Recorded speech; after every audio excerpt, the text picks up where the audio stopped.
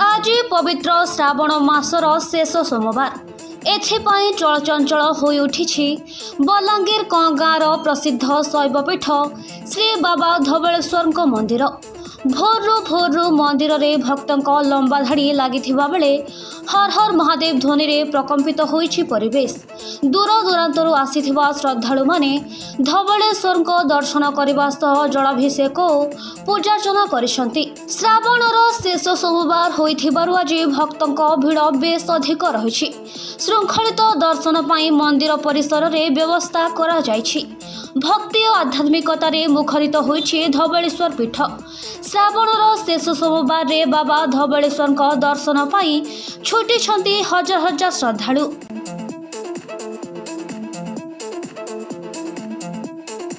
मोर ना हूँ रामानंद सेनापति मु संपादक दायित्व अच्छी। श्रावण शेष सोमवार वर्ष 2026 केमती कोन भक्तों भिड़ रही केमती पूजार्चना चली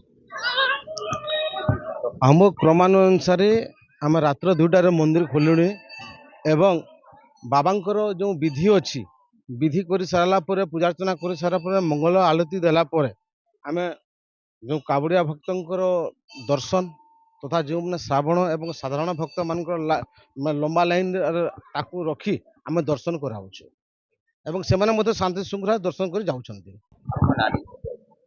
तुलसी गड़तिया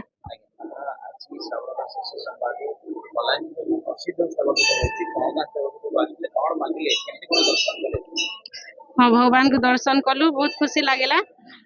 मु मागिली कि मो परिवार समस्त को खुशी रे रखि थांतु आ से सब इच्छा पूरण करंती भोले बाबा आउ तांको ऊपर विश्वास अछि भरोसा अछि बोली आमे आसु।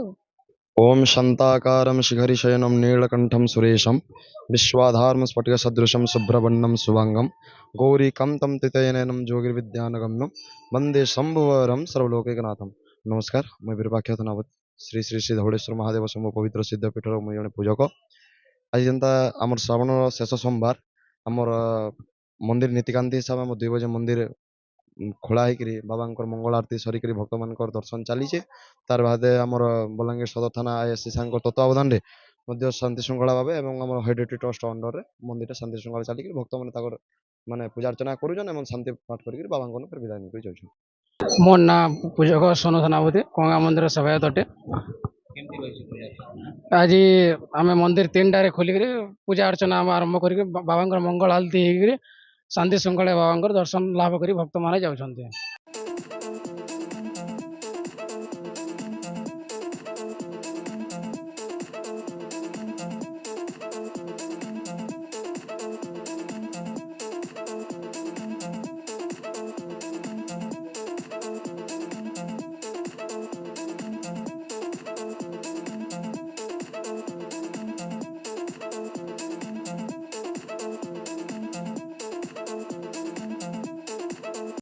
घर को आसंती लक्ष्मी जदि बाछंती असली लंगल मार्का हिंदुस्तान सेट्स 1945 मसीहारू चाषी सेवारे हिंदुस्तान सेट्स टिटलागढ़।